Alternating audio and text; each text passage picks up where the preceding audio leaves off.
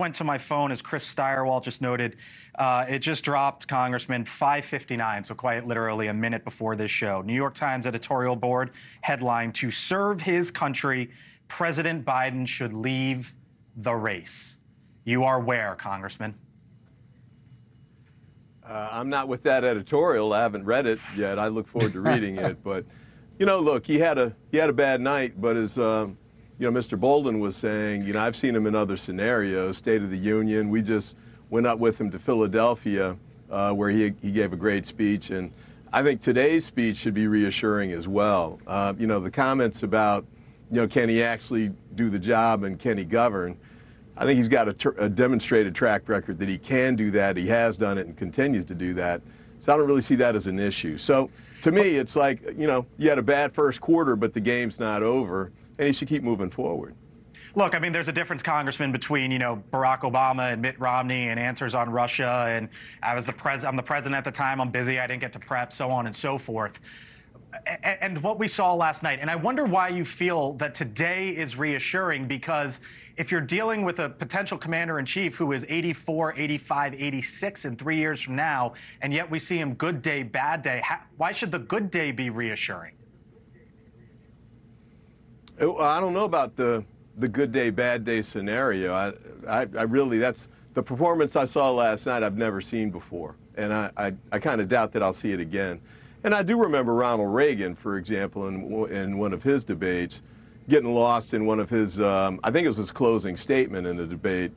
And, people didn't question whether he could, well, people did question whether he could govern again, but he was reelected by a landslide. And I didn't like his policies, but I think he, ran the government in a competent way, even though I disagreed with his policies. So, look, okay. I think Biden's going to be fine. I really do. And if Democrats can have the discussion, they can have the debate, but I don't think the need to panic is where we are right now. What is the pressure on you like right now, Congressman, if any at all? Has the White House reached out, donors reached out, the campaign reached out, some or all of the above? I've had conversations with people a lot on the House floor today when we had votes. Democrats were talking about how things had gone last night, and other people have contacted me. The things you're seeing from the New York Times, I think there's going to be some more of that, but I think it's going to run its course. As long as he stays on track with the campaign in the way that he did today and the way he has before this, frankly, okay. I think he's going to be fine. I think we're going to find ourselves in September with a new race, we've got a lot of work that we have to do as far as reaching voters, especially on the economy.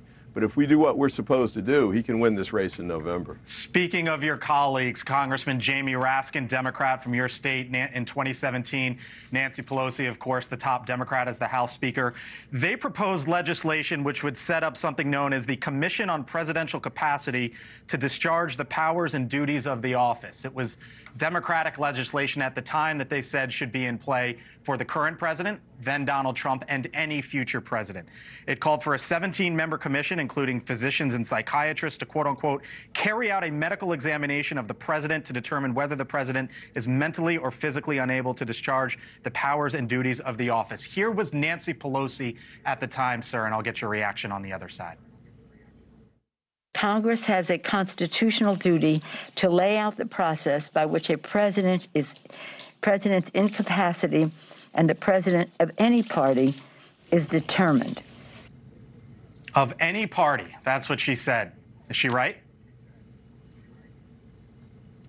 I don't know that I would necessarily object to that. I don't know what all the details are, and I would note that, some of the leadership during that era, I think Ms. Pelosi was in her mid-80s, as were Steny Hoyer and Jim Clyburn and, Senator Schumer. So I don't know that the age is, the number is the key factor there. But if my recollection is that came up because there were questions raised about Donald Trump and his erratic behavior and frankly, and scary she said at behavior. The time, she said at the time it had nothing to do with Trump and it should be to any president.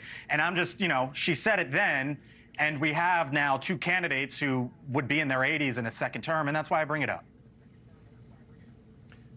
Like I said, I don't know that I would object to that necessarily, but, Okay.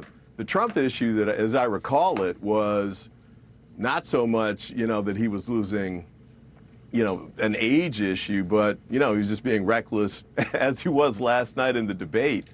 Thank you for watching, and make sure you go to joinnn.com to find NewsNation on your television provider. And don't forget to click the red subscribe button below to get more of NewsNation's fact-driven, unbiased coverage.